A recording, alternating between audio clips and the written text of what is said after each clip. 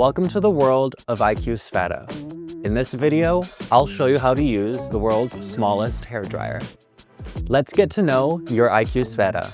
Simple, intuitive, and built for precision. To turn on your Sfera, switch the top button.